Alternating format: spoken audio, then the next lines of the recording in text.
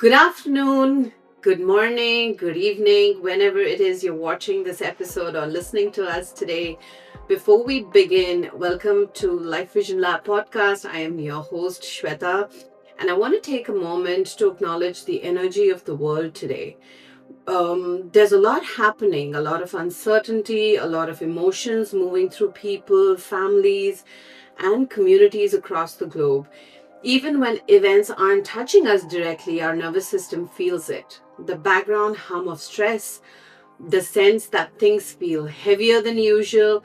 And in moments like this, conversations about the mind aren't abstract, they're essential. Because when the world feels overwhelming, the way we understand ourselves becomes the anchor.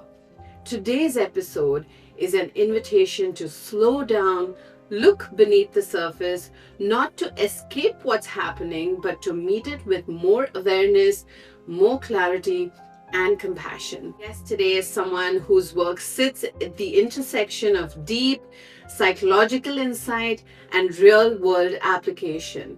Blair Dunkley is one of the world's leading psychological profilers.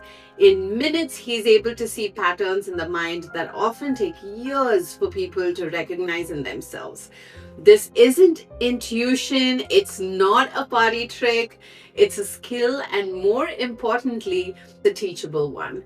Blair works with people to help them understand how their mind is wired, how that wiring influences everything from emotional health to decision making, leadership, and wealth creation. His work has helped people navigate chronic anxiety, depression, phobias, and long standing internal conflict. And beyond healing, he also coaches professionals, executives, and business owners to unlock the power of their greatest asset, which is our mind. This conversation isn't about fixing yourself, it's about understanding yourself. Blair, thank you for joining me today. I want to start from the beginning. You do work that many people find fascinating, but also deeply confronting. How did you first come into psychological profiling, and what problem were you actually trying to solve when this work began? But before all of that, welcome and thank you for joining me Oh, today. thank you so much for having me. I super appreciate it. It's great to be able to share this with your audience. So thank you. Coming back to the question, how did you first come into psychological profiling, and what problem were you actually trying to solve when this work began? Well, that's a great question. One of the things that I was working on at the time was I was at life skills colleges. We had implemented research done by the government, and the research was a 5-year research project where they spent tens of millions of dollars on doing psychological research to try and sort out elements that were there. They defined some coping, problem solving, and ultimately success skills, but the research was ended, the funding was cut, and as most government funding, it starts out really well, great intention, and then the funding is cut on it when it starts showing great promise. And so we took up, myself, my mother at the time, she's now since passed, but we started a college called Life Skills College, and we kept that going for 37 years. We were taking literally government research and applying it to our student population. Our student population was referred to us by different government agencies. Almost 100% of them were referrals, and 80% of those students were potentially suicidal. So we did not have the luxury of doing things that felt good.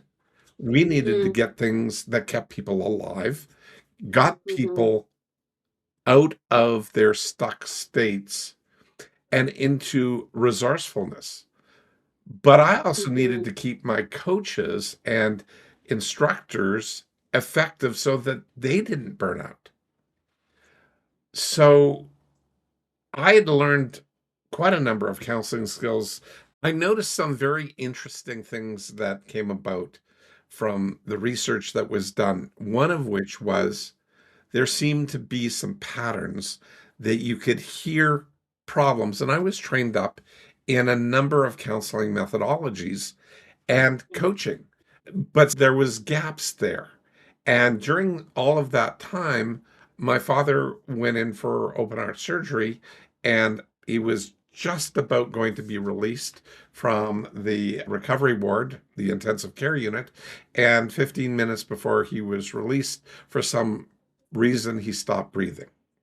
The doctors rushed over, intubated him. He was focused on getting intubation, but they gave him a drug to paralyze him and to basically put him in a coma, which he never came out of. So my father was in a coma for 14 years. I had a relatively new company that had 80% of my student population being potentially suicidal. My mother was my partner, married to my father. Couldn't run to her. I was trained up as both a life skills coach working on becoming a coach trainer at that time. Plus, I was also trained in the area of mindset because I thought that was the hottest thing going at the time. But my mindset broke. And I had students telling me that my mindset broke. And so I needed something that actually works. Not life skills continued to work, but mindset broke. I needed a replacement. I needed something that was identifiable, repeatable, and duplicatable, and not based on how I felt or believed. And in the world today, everybody, like, what you're feeling, what you're believing, people are being told to believe this and feel that. What if we don't over emotionalize things? What if we just take a look at behaviors that are effective? If you look inward and you just, for lack of a better word, navel gaze, Mm, and you don't have methodologies to change the behavior, and all you're mm, doing is dealing with the emotional fallout. mhm, Um, I've worked a lot with people with mental health issues. That is not, I would argue, that is not a healthy way for people to deal with the immense amount of stress and their inability to cope with what's going on with life. We need specific things that we can do right now so we can manage ourselves, so we actually change our behaviors, which mhm, change our feelings, which change our beliefs. If we just try to feel better, mhm, we sort of con ourselves into mm, temporarily feeling better, but does it actually change our life? Well, no, it doesn't. So that's part of the whole issue with profiling is I mhm, listen to people and I hear mhm, how people are putting on masks of being stuck in their state. They smile when they're not feeling happy because they don't want to be bringing everybody else down around them. Well, what would happen if we could change our behavior and instead of smiling as a mask, we actually smile and it's our truth. It's not just our truth, but that behavior is congruent with the direction we're going in because we see a way through. Not exactly a way out, but a way through to way know that we true. can get to the other side. That's beautifully put. And so, when did you realize this wasn't just an insight for you, but something that could genuinely change how people heal, grow, and perform? Well, it came down when I broke, like literally broke down. The doctor called us in 2 weeks after my dad went into a coma. And I wound up just that night going home and literally falling apart. It became like burst into tears, convulsively crying. You can say I was having literally an emotional breakdown at that moment. I couldn't really talk to my mother because she was going through similar stuff. I could talk to my mindset trainer, and talked to her. And she walked me through the same 90 minutes of exercises that I put myself through, and nothing happened. And I told her that. And then she pointed the finger at me and said, Blair, you don't believe enough. And I was livid. I would have killed to get out of spot. I would have done anything to not be so horrible, to feel terrible, to feel incapacitated. And that's where I knew mindset was a lie. So, and now there's science behind that. It's not my opinion. It's proven. Mindset works at best 1% of the time. And if you want, I can give people the link to a research study published in the Association of Psychological Science.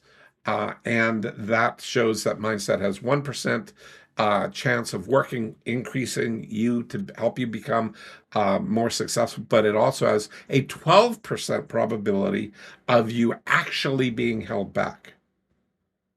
So a negative 12% impact on you. So if you're not moving ahead, you're sliding back and you're trying to fix your mindset, please stop. It's better for you to just stop doing that and you'll be even, but preferably start taking a look at how to think differently, not what to think. Mm. And that's huge. It's simple, but it's huge. So when I did my research, we rejected the core assumptions of self-help. Okay. Self-help assumes that if you feel better, you'll do better. Well, what if you don't feel better quickly enough? Are you still going to do badly? And are you stuck? Or, what's going to happen? Well, that's not necessarily a very effective way to be right now when the world does not feel great. Generally, Mhm. people feel better all the time and they talk themselves into it, but their behaviors and they're stuck in the same pattern. And so they stay stuck. So they temporarily get this relief and then they're back to being Mhm. stuck. When I saw these patterns return time after time after time, like people feeling better is not really a process, understanding is not movement, and trying harder is really not change. Mhm. What happens if we start someplace else? And that is with doing things that actually give us a sense of relief. Quick question. When you do things that are effective and work for you, how do you feel after you do that thing? Really light, excited, amazing. Pretty predictably, isn't it? Like, I- It's very predictable.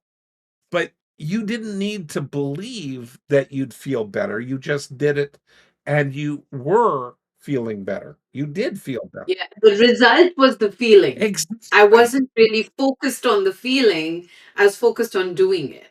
Bingo. And that's the big thing there. Now, Mm.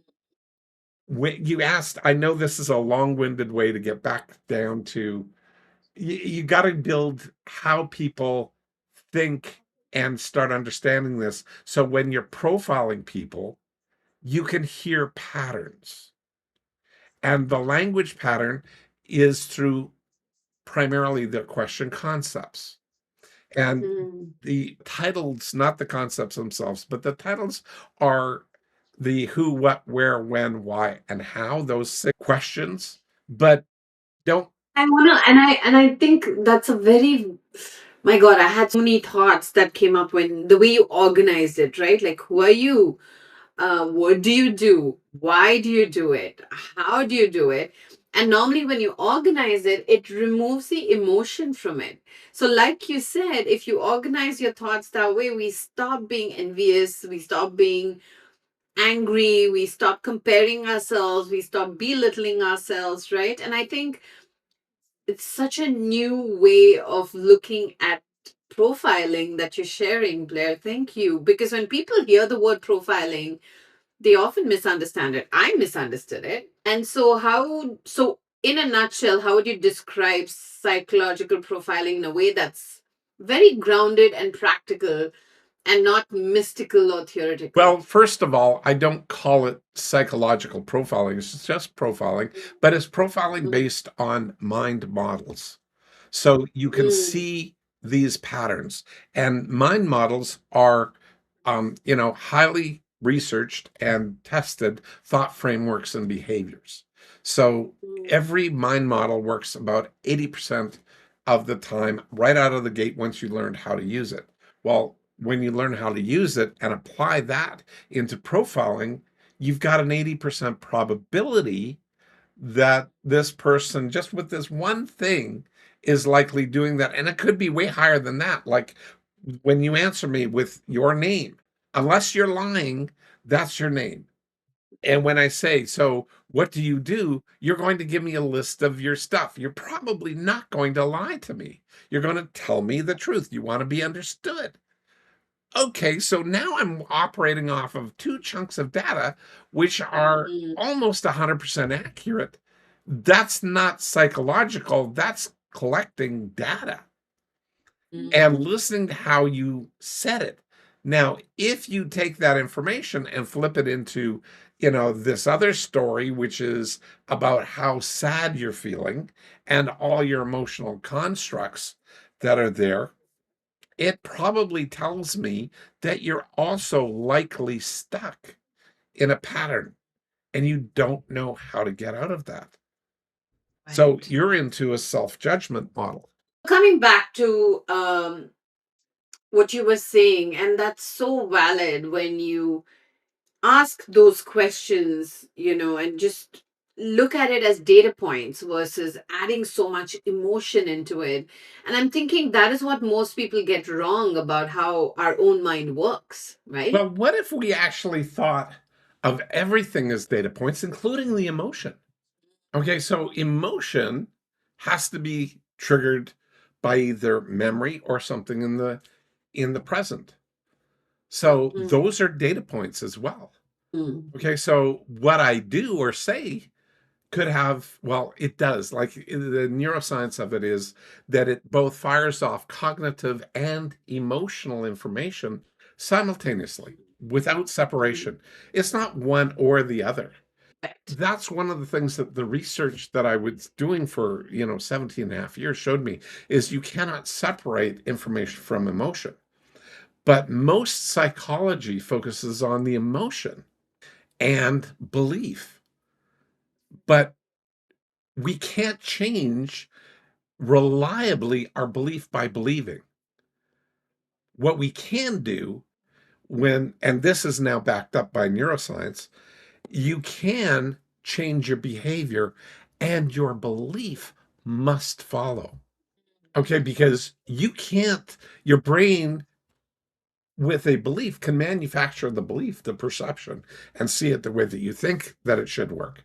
However, when you do a behavior and you get the behavior done in an effective way, it works for you.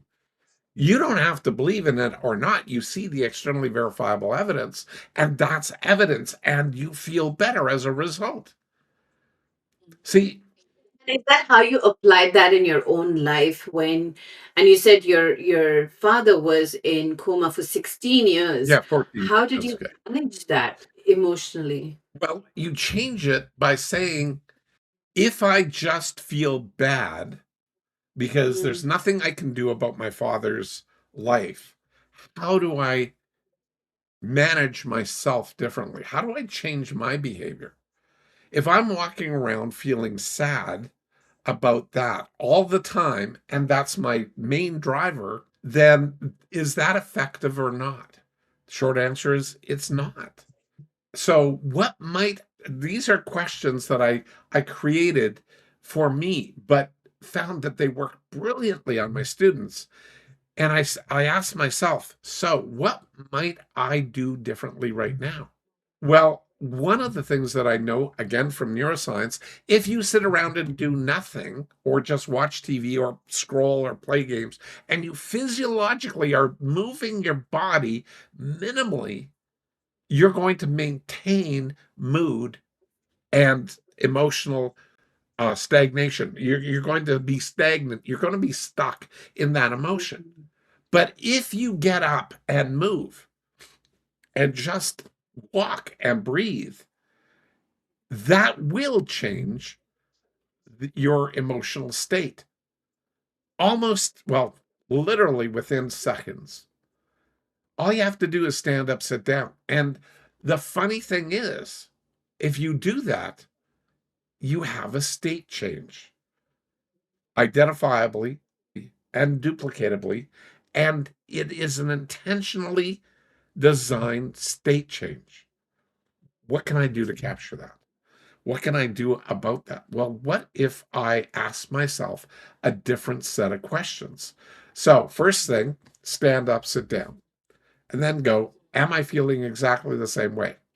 If your answer is absolutely yes, nothing changed, I call bullshit, because there's been studies done on this and state change has occurred.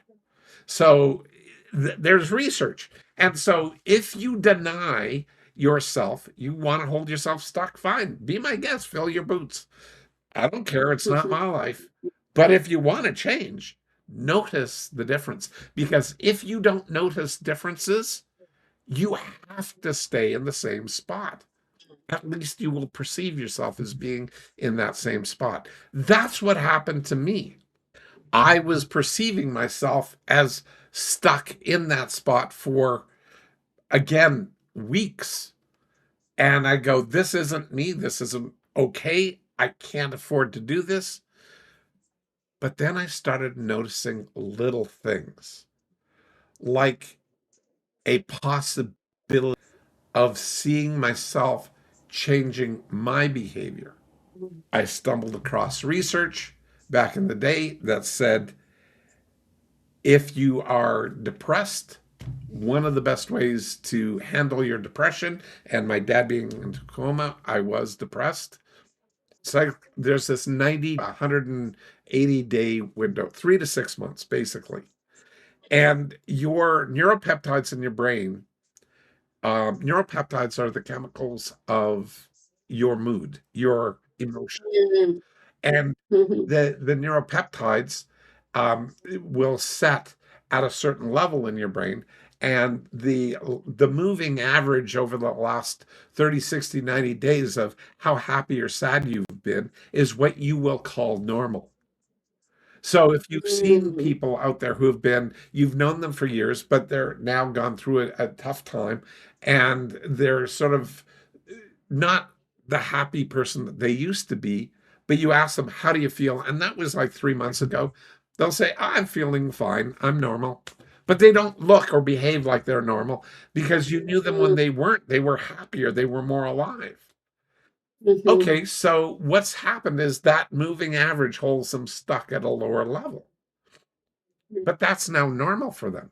How do you shift out of that? Well, again, research had shown that if you cry, your tears actually secrete your stressor chemicals in your body that make you sad, make you depressed, make you stressed in that way. So you ever have a good cry and Oh my God, yes. you Now that makes sense. and how do Because every time I sneeze and I cry, my life shifts right after that. exactly? Well, that's because your the neuropeptides that are in your neurochemicals of stress are literally coming out in your tears. And they've studied, this is facts. Your tear ducts, on average, have about 20 minutes worth of tears in them. Okay. You can cry for about 20 minutes, and then you'll start recovering.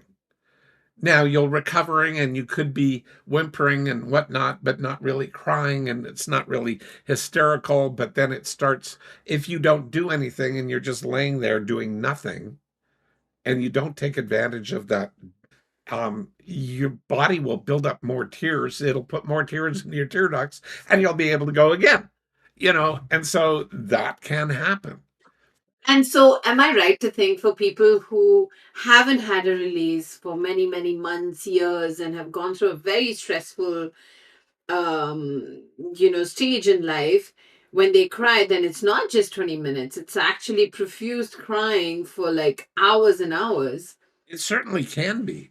And so that Mm. is part of the issue. So that profuse crying, though, will go through cycles because the body still only has about 20 minutes of tears, not hours of tears. But so it'll go hard crying, and then it softens. Okay, do you Okay. have children? Yes, I do. Remember when they were babies and you were a Mm. new mom and your Yeah. baby started crying and you'd rush in there and you'd want to take care of your baby and nurture, hold it, and whatever, and it would cry, and then all of a sudden it would start feeling better. Well, if you Yeah. time that out, and fortunately I knew that when we had kids, so um, we would let the child cry for the first 10, 15 minutes easily on its own without rushing in there to, like, I was pulled. I wanted to go in there and take care of them because they're crying. But knowing full well that if you just wait for that slightly less intense moment of it and go in there, the probability of actually getting your child the relief, and they just start going like, "Oh, okay, I'm now being taken care of." Well, they got the stressor chemicals out. Now their Right. body's rebuilding, but does it need to rebuild quickly, or does it just need to be soothed? The odds are it just Mhm. needs to be soothed. Now, you'll start learning like we did. There's the crying before words. Well, it's just there's a discomfort, you pick them up, boom, they're fixed. That's communication. That's, And like actually having a release. yeah. Yeah.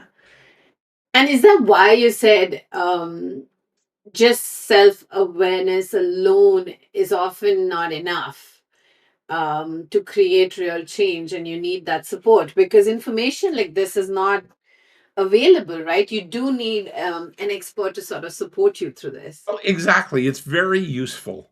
But the thing that we do here is like with the whole thing about mind models is instead of building it in the traditional self-help where you're locked into somebody like me for decades, I go, no, Mhm. once you learn this stuff, you start applying it a little bit. And my average time that I'm working with my most severe clients that are depressed or whatever is generally 12 sessions. And most of them have been seeing psychiatrists and psychologists and whatever and been on medications for a decade or two when I deal with the mental health issues. And, Mhm. this is a way of just being able to break through that and to be able to get it in such a way that you can break it down into specific things that you need to be able to do. And those things are always behaviors, not thoughts, but behaviors. What might I do differently right now? Now, notice that I start with a question. To me, the question is a behavior. So I start with that structure, but it's not how do I feel right now? And so Mhm. that doing that thing, it's not what, it's how. It's not Mhm. what. Well, if people say, I don't know what to do, great, do anything. Stand up, walk, do anything. Doesn't matter. Which is why often they say So, when you're stressed or you're writing an angry email or you're going through something difficult, walk out, take a walk. And usually you just step away from that stress and you come back with a refreshed mind to then deal with it so differently. true, but that's sort of like in the popular culture. And Mm. psychologists say, no, no, no, you have to work through that. And I go, BS. That thing about just walk away, give yourself stuff. Um, yeah, that is a very, very valid, extremely helpful tool to be able to do it. So Mhm. you park yourself. So don't make a Mhm. decision impulsively, like right in that second. Like Mm-hmm. sometimes it's fine. Most times it's best if you've got all the data that you need Right. right in that Mm-hmm. moment, you can make rapid decisions. But if you're in a brand new situation or in a relationship that things are going sideways and you haven't experienced this before in that relationship, you can blow up the relationship unnecessarily. Right. And so, what shifts when someone finally understands the internal structure of their mind rather than just managing the symptoms? When you start getting that's where I work with senior executives and like Mm. multimillionaires, people that are entrepreneurs and they start out making a couple hundred grand and they go up to making like a couple million a year in a year. And they go, how Mhm. did I do that? Well, I changed how I was thinking because I was aware of what I was doing and how to behave differently. I stopped asking why. I Mm. started looking at how my And questions what? are working effectively or ineffectively. That didn't work. You go to what worked about that? Oh, well, that part worked, that part didn't work. Now you're figuring out the parts that are working. Well, now, if that part didn't work, do I want to do more of that? No. So do it again, but don't do that part of it. Well, now you've just taken the thing that worked, thrown out the thing that didn't work, and now you do it again and you find another part or you expand on the thing that works. Mm. I mean, it sounds so simple, but it actually is. Our society is based on why this, why that. And, I call it the why hole. Okay, because why holes suck you in just like a black hole. It sucks you down and it doesn't let you go. And when I've heard decades of people talking about the times in their life that didn't work, why is the number one thing that they share? Why this? Why this story? Why that? But you say, so what might you do differently? I don't know. But I sure know why it didn't work and I don't want to do that again. So what might you do differently? Again, I don't know. They spent so much time practicing they know why it didn't work. And it's funny, and no pun intended here, Blair. But why do high performing people often struggle the most internally? And when things look successful on the outside, they're still very much struggling. So maybe I shouldn't ask why here. I should ask what should they be doing differently? Exactly. And what they should be doing is their internal struggles, they're buying into psychology and Mm. trying to mimic psychology. And I've worked with really high performing individuals, like a person like he was in the top 1,000. He owned a company that was in the top 1,000 um, highest companies in the country. And that was one of the things that he said. And I asked you, if you were in business, and this was your business, not your son, not your wife, but a business partner, what would you be asking then? His questions go away from why. Why did you do that? Why don't you do this? Da da da da. Into exploring with a mind model. And I mean, it's a taught model for curiosity. And Mm. all of a sudden, he's getting curious. And then he starts going into, oh, well, now I have to find out. And it's called the three E's. It's a group of things. Is that effective for you? Instead of telling Mhm. people what's right and wrong, he starts asking, is that effective or ineffective? And is that externally verifiable or just internally verifiable? And he's, well, that's actually externally verifiable. These data points are there. And emotions can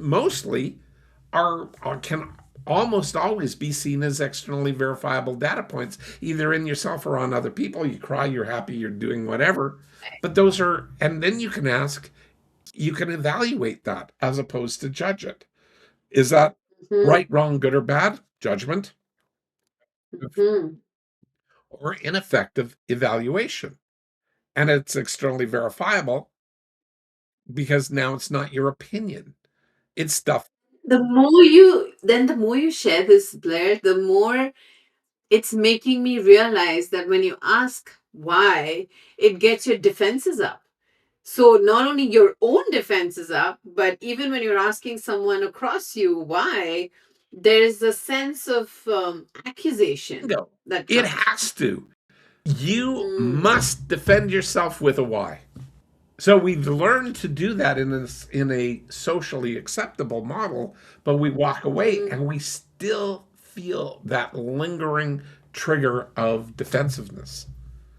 And why did I screw up? And how long does it take you to get out mm, of your own way?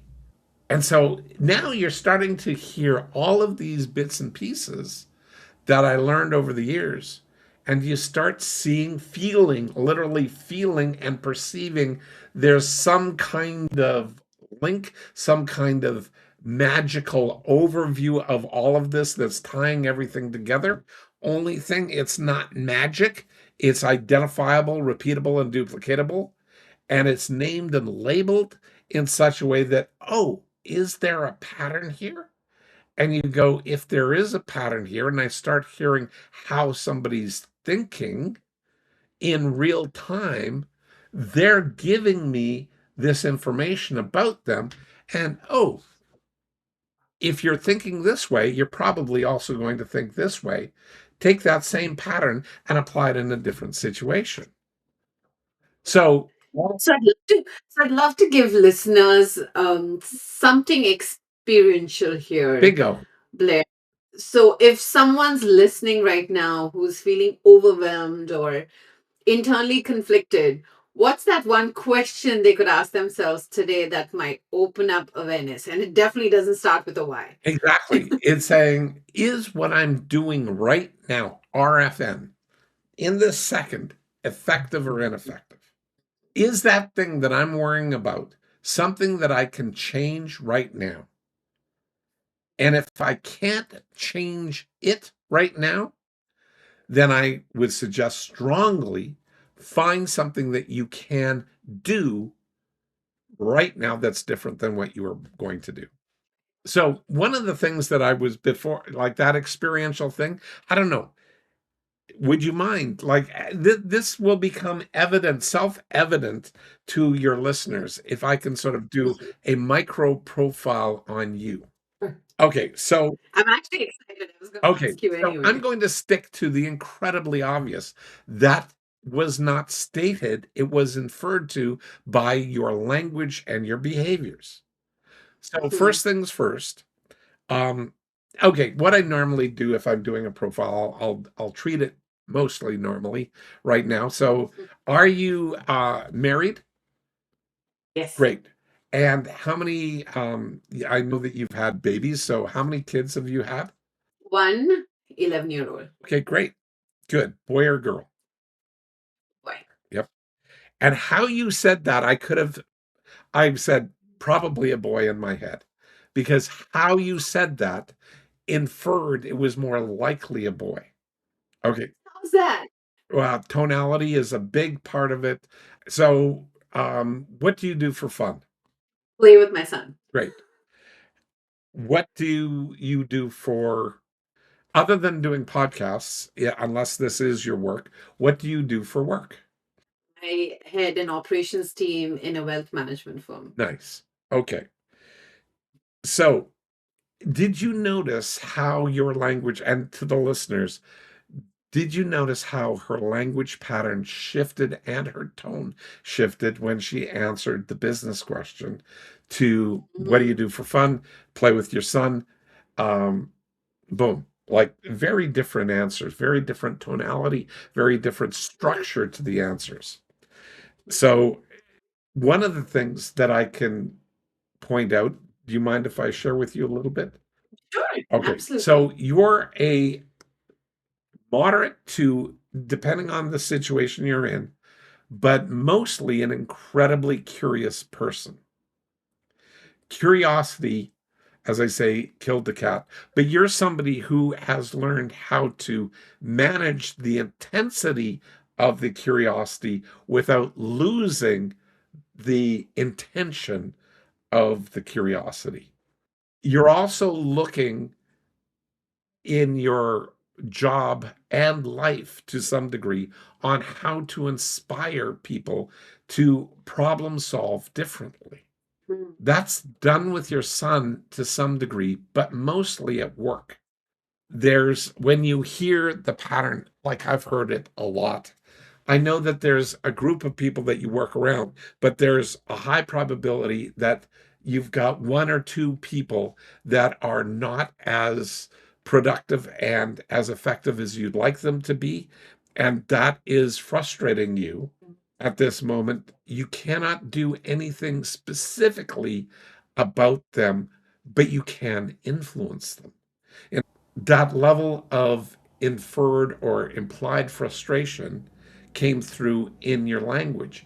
But you have also a language pattern that inferred that there is a lot of connection and I want to use the word almost joy in what you do. You enjoy it a lot, but it doesn't leverage you as consistently as you'd like.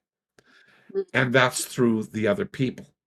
So you have performance challenges with others and yourself. You also take a lot of that responsibility on as though it's fully your responsibility.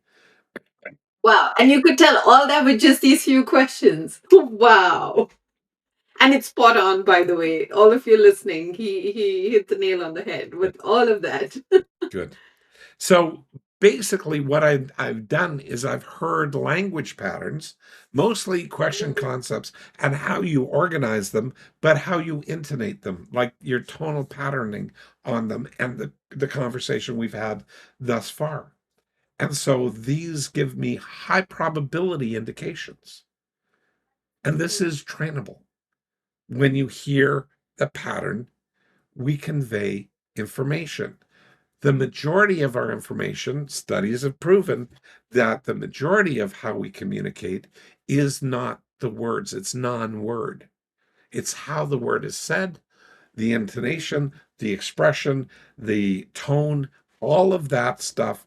Your expression on your face shifts. So you can see where things are giving you joy. Like all of a sudden, if you go back to your, you know, what do you do for fun? Like, oh, play with my son. Like it's just like it was neutral. Then It just lighted me up, that's right? right. So that grabbed you. And that was very genuine. It wasn't top of mind, but Mm-hmm. it was first in line. So Mm-hmm. something else had top of mind. So what I went to was work. See what happens, see what happens there. All of a sudden, everything was congruent right up front, but it wasn't Right. as fun. It wasn't the fun thing. It was the responsible. It was the tone was muted a little more. And that Mm-hmm. interpretation, when you take that with the word choice and how that was stated, gave me a high probability of that, but it built over time. So the concern was up front, but it got better over time in your tone. And in that brief few seconds, it had a pattern to it. Well, recognize the pattern and see that happening enough, and then you start recognizing that one or two people are not doing what you would like them to do, but other people are doing a lot of what you want them to do. So, and they're highly effective. And because you wound up on a very buoyant note overall, not a downer note. Yet it Right. was still not as fun as your son being able Mm. to recognize that. So now I can see, oh, this is going in the direction, but it could be this much more fun, but it's only down here because this is was really fun and this is just doing okay. So let's take a look at where those emotional layers are, and that gives me more data. Wow. That is amazing. Blair, this has been such a powerful and such a learning conversation for me. I didn't even think profiling could really change the way I have started looking at it right now. So, if people want to explore your work further and learn more about you and your programs, where's the best place for them to start? Well, if they want, they can start by just getting one of my books, like Ultimate Mind Hacking, available on Amazon. And then the other one is The Phobia Freedom Formula, also available on Amazon. So both of them talk, Ultimate Mind Hacking walks you through 23 unhealthy mindsets and gives you 16 mind models Mhm. that help you smash those unhealthy mindsets. And mind models can be stacked, can be put together in different patterns. And I've given you one. In fact, what I'll do is I'll make sure you have a link so that people can um, get a free mind model stack. It's, you know, mind model method is a mini book, a 4-page book that describes in detail the 3 E's that I shared with you. Yet Amazing. all And I'll drop it in the description box below so people can access that. absolutely. As well, there's in that freebie, there's an hour and 20-minute masterclass on how to Mm. functionally use what that stack of mind models, the 3 E's, and what people got from it. So, and if you want to explore more, it'll give you go to blairdunkley.com and and that sort of thing. So I'm also working in a number of areas. But blairdunkley.com has everything that I do. So if you Amazing. want to, And that's so incredibly generous of you, Blair. Thank you for sharing it with me and my listeners. And I'm, again, as I mentioned, will drop everything in the description box below. And so, thank you so much for being here, Blair, and for the depth you bring to this work. And I know you've had your own personal challenges that you had to work through that has finally got into this amazing place. And to everyone listening, thank you for spending this time with us. If the world feels heavy right now, remember this: understanding your mind doesn't remove the weight, but it helps you carry it with more clarity and less fear. Until next time, take care of yourselves and each other. Thank you.